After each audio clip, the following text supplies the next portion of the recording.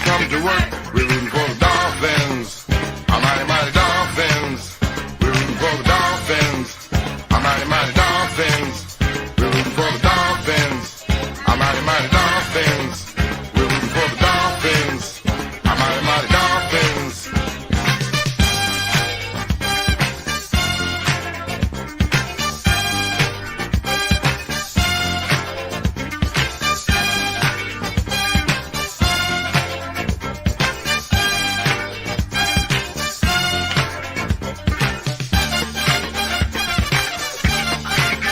We're rooting for the Dolphins, our mighty, mighty Dolphins. We're rooting for the Dolphins, our mighty, mighty Dolphins.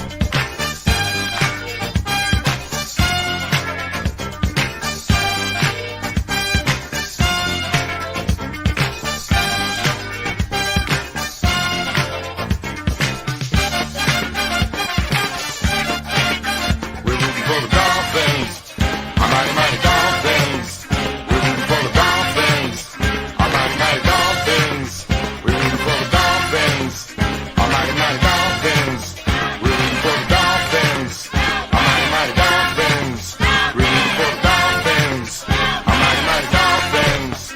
We're rooting for the Dolphins, our mighty, mighty Dolphins. We're rooting for the Dolphins, our mighty, mighty Dolphins.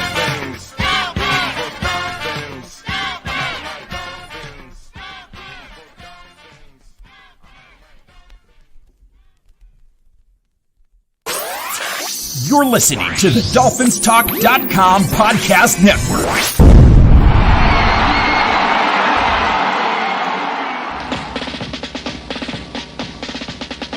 Miami's got the Dolphins, the greatest football team. We take the ball from goal to goal like no one's ever seen. We're in the air, we're on the ground, we're always in control. And when you say Miami, you're talking Super Bowl. 'Cause we're the Miami Dolphins, Miami Dolphins, Miami Dolphins number one. Miami Dolphins, Miami Dolphins, Miami Dolphins number one. Hello, hello, hello, Miami Dolphin fans, and welcome to night 2 of the same old Dolphins draft show. I'm Josh Katzker. With me today and every day is my brother from the exact same mother, Aaron the Brain. Aaron, say hello to the people.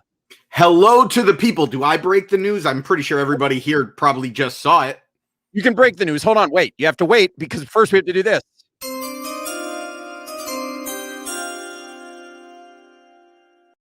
What's the news? With the 34th pick in the 2021 NFL Draft, the New York Jets have selected wide receiver Elijah Moore. That means the Atlanta Falcons are on the clock. The Dolphins are next. There is just one team that stands in the way of the Dolphins having the opportunity to draft Javonte Williams, the running back out of North Carolina. That's the key word. Opportunity. Yeah. Opportunity is the key word because as we've seen, the name of the game for the Dolphins in this draft this year is value. They're looking for value. And the Dolphins have clearly some different kind of ways of valuing players than a lot of maybe fans on the internet do, because we saw that yesterday. A lot of people banging the drum really wanted to have Najee Harris. Dolphins didn't pick him at 18. Dolphins didn't trade up, didn't make a move, lost him, didn't make a move, lost Etienne. And now the one of those remaining 3 big running backs that are on the board, there's one left. It's Javonte Williams, and he may, in fact, fall to the Dolphins at 36. Do they decide to go with him there?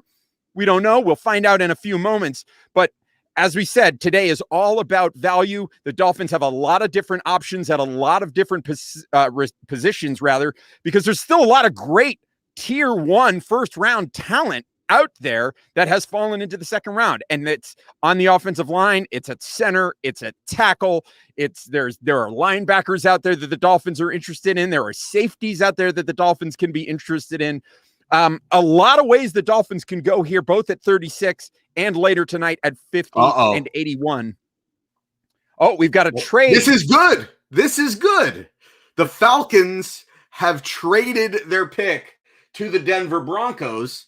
The Broncos do not need a running back. So No. this is good. Now, Yeah, it I mean, doesn't at this point, necessarily mean that the Dolphins are going to take a running back, but assuming that Denver doesn't shock the world and take Javonte Williams here, I don't think they're going to, then the floor is ours, and we'll have the opportunity.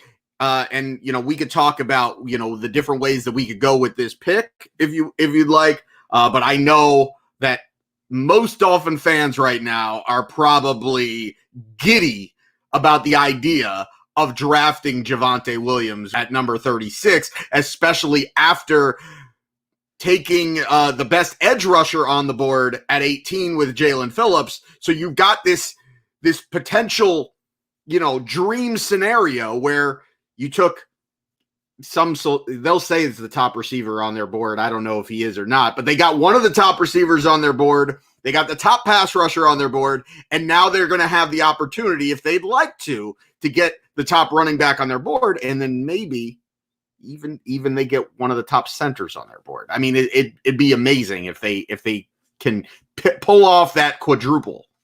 Yeah, I think at the end of the day, the big thing here is the Dolphins remain in very good position with their final two sort of premium picks in this draft at 36 and 50 to address a couple of big needs on their roster. And whether they go the running back route, whether they go offensive line, whether they go defensive side of the ball at linebacker or safety, which I think probably the latter two are, well, safety I think is unlikely at this point, but it's a possibility. Either way, the Dolphins are in a great position to fill positions of need.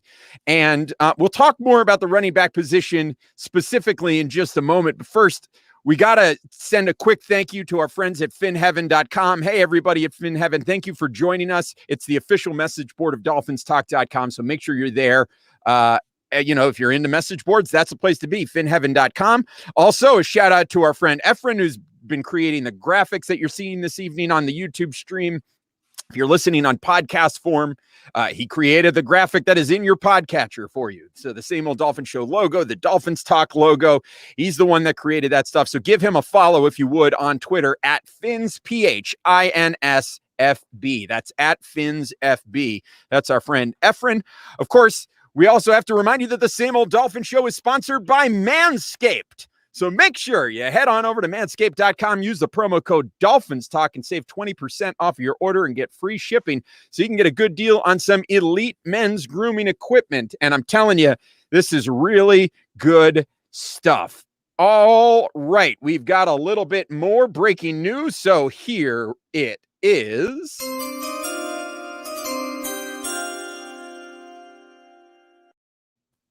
With pick number 35, the Denver Broncos have selected Javonte Williams, running back for North Carolina.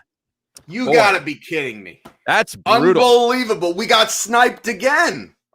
But like we said, it's going to be, we know that the Dolphins have a lot of different plans in place, and there are a lot of holes in this roster to fill.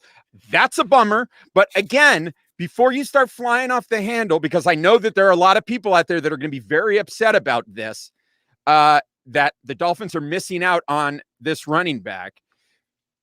There is a lot of ways that there could be positions that the Dolphins value. And there were a lot of other players out there. It's not like there were only 3 running backs in this draft class, right? The Dolphins could theoretically still go after Michael Carter. They could go after the kid from Oklahoma or the kid from Oklahoma State, right? There are other running backs out there.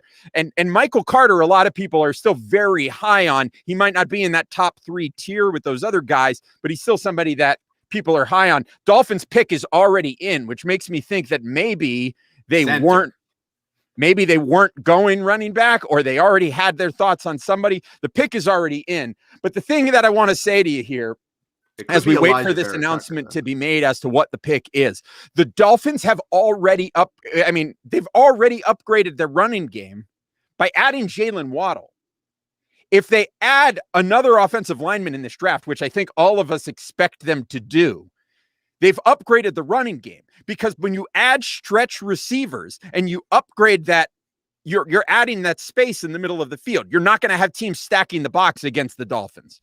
When you upgrade the offensive line, which, like we said, we're expecting them to do, that's going to give naturally Myles Gaskin, Malcolm Brown, and Savon Ahmed more room to run. Am I saying that I don't think the Dolphins should still take a running back in this draft? No, I'm not saying that at all. But what I'm saying is that just because you've missed out on these top 3 guys and the Dolphins did not place high value or high enough value on those guys to trade up to go after them to get them, doesn't mean that this is somehow a failure for the Dolphins. They're still filling a lot of other gaps that are really, really important for them. So are you disappointed? There may be a lot of people that are disappointed that the Dolphins did not get one of the top 3 running backs. And I can certainly understand that disappointment, but that does not mean that the Dolphins aren't going to still end up with a much better running game than they had last season. And don't forget that last season, the running game was better than the year before.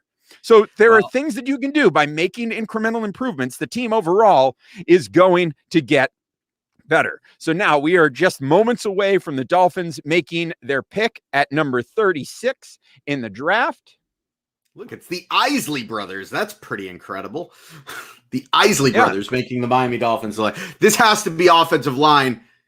I'm going to be kind of irate if it's not offensive line here. Well, here we go. Let's find out who the pick is.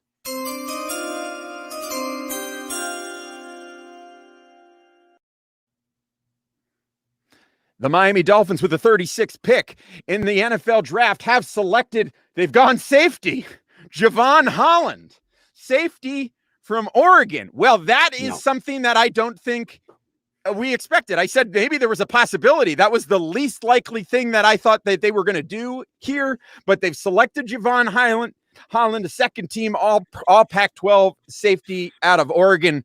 Brain, what is your reaction to this pick? This is, I think, the first one that's going to have a lot of people not feeling great. Yeah, I mean, look, I'm not going to say that Javon Holland isn't going to be a good player for us and that he's not going to be, a nice piece into the secondary. We know Brian Flores. That's kind of his bread and butter, the defensive side of the ball, and in particular, the defensive secondary. But that said, look, we're ignoring. Look, that's great that we took Jalen Waddle, to bring in a weapon for Tua. But other than that, we've taken 2 really valuable picks and we haven't addressed the offensive side of the ball. We didn't address the running game at all. You could talk all you want about Jalen Waddle, and Will Fuller opening up space and opening up holes for the ground game. And yeah, we can add an offensive lineman later. But now they're playing the waiting game at center, and they're at risk of watching the top 2 centers come off the board, like they did with running back. And, I presume it's because they feel like just on their draft board from a talent perspective, they just had Javon Holland graded higher than those guys. But I don't like it. I don't like the pick. Even if Javon Holland ends up being a really good pick, I just think that we've now used 3 of we've used 2 of our top 3 picks, 3 very valuable picks. We've used 2 of them on the defensive side of the ball in a draft where we really needed to be addressing the offensive side of the ball, and we've had the ability to do so. I have no problem with the Jalen Phillips pick from yesterday, because you grabbed a position of need and you got the top guy on the board, and in a lot of people's eyes, he was the best defensive player on the board. But this feels like a reach, and it doesn't fill a need. So I'm not a fan of this. Well, I wouldn't say that. I wouldn't say that it doesn't fill a need, because safety was the area in the secondary that wasn't as strong. But yes, I agree. Of the positions that we are looking to fill, we were looking, that was the area that I think was the strongest of those positions. Here's the thing. Again, just as with the Jalen Phillips pick, the pick was in instantly, which means that this is who the Dolphins had on their board. This was the guy. It's not like they were, it's not like this was a situation where they were waiting on somebody else. This was the player they wanted. That pick was instant. They were on the clock and the pick was made. So and that's fine. And that's fine. But Javon Holland might have been there at 50. Javon Holland, I mean, if he's the top guy on your board, I mean, there's a spot there where if you don't love any of the other guys, if you're not crazy about taking, a center there or a tackle there or a guard there, then maybe that's a spot where you can find a partner that is, because it's not like we were shopping it. We picked it right away. It's not like we took our time to try to shop for offers to try to trade down and maybe pick up a 4th round pick. We don't have a 4th round pick. We have that big gap coming up. So it just feels like a reach, and it feels like an unnecessary reach because it's not a huge position of need. Granted, yes, you're going to eventually need to replace Bobby McCain, and you're going to want an upgrade there, and you're probably going to want somebody that can play alongside him in deep coverage. When you want to play 2 deep coverage, you saw how that kind of bit them when they played against Kansas City and Buffalo this season. Their inability to play 2 deep coverage really kind of exposed them and exposed Bobby McCain there. So yes, you need to get a safety at some point, but you need to be able to run the ball and you need to be able to protect. And we've been putting Band-Aids on the center position for the last 2 years. And this was an opportunity to take the top center on the board. Now, granted, you got pick number 50 coming up. There's no guarantee that Creed Humphrey and Landon Dickerson are going to go before then, but I'd say that there's a fair shot, and now you've put yourself at risk as missing out on those. And I don't think either of those players would have been a reach here. I think Javon Holland is more a reach than those guys would have been. So I think I'm just not a fan of this pick. And it's nothing against Javon Holland. He may turn out to be a great player, and he may be a great fit for the Dolphins defense. And it may turn out that the Dolphins, have this elite defense that's being built. And that's great. But right now, I really wish we would have done something on the offensive side of the ball. And there's glaring needs on that offensive line. They had an opportunity to get the center. They could have addressed tackle. Tevin Jenkins is still there if they really wanted to shore up that tackle position and say, hey, without a doubt, we're going to be solid at the tackle position. They could have gone that route. They even could have gone guard.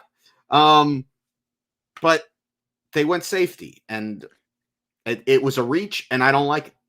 Yeah, I mean, he's widely considered to be the best safety in the draft, but it still seems like this was I don't know. It feels like this was not the greatest pick. And here goes Landon Dickerson off the board. Boom. Center from Alabama. Boom. Goes to Philadelphia.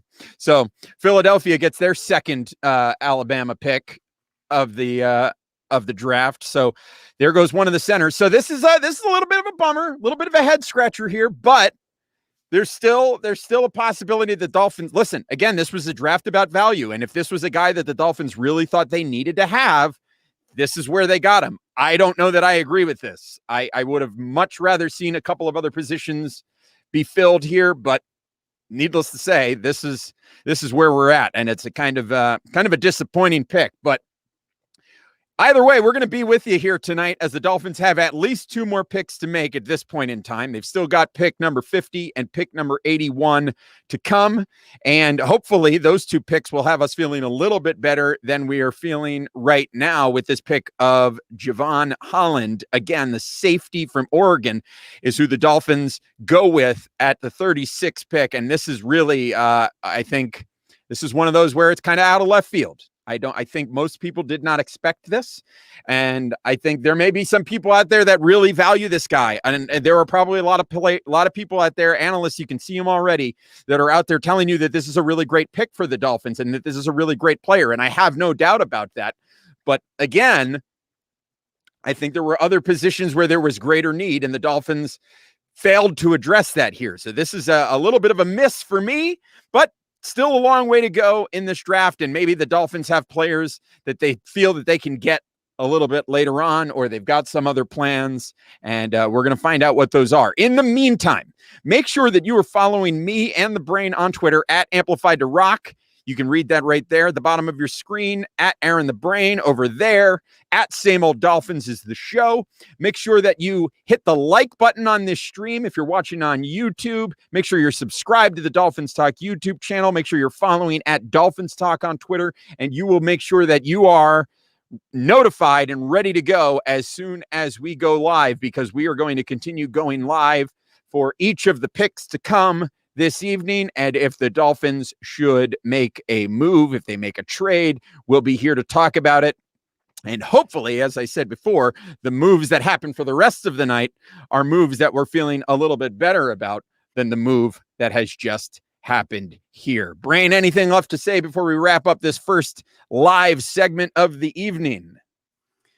I'm going to go eat some food and hopefully feel better in a few minutes when I come back and pick number 50 is on the clock, and hopefully Creed Humphrey will still be there. If he's not, then we're looking at Quinn Miners, and at that point, then you're putting yourself in a position where you have to reach, because in my opinion, you have to address the center position in this draft. I don't feel good about that position going into this season with just the Band-Aid of Matt Skura and then having Michael Dieter as your backup.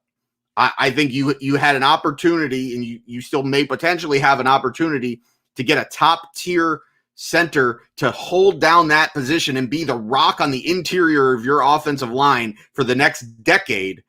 And instead you took a safety. And I don't care if it's kind of a need. The center position right now is a bigger need, and it's a more valuable position for this team, especially considering what we're trying to build on the offensive side of the ball. So hopefully Creed Humphrey is there at 50. Patriots just traded up to draft Christian Barmore. So he's off the board, was one of the defensive tackles. He was not probably a guy that was super on the radar, but he was somebody that was out there, and the Patriots have just traded up to get him.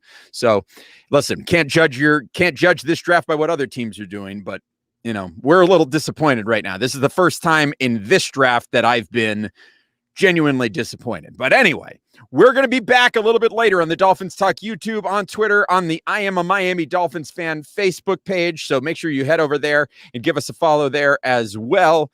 And stay tuned, enjoy, stay close, and we will be back. In the meantime, we'll see you over on Twitter. And as always, go Dolphins!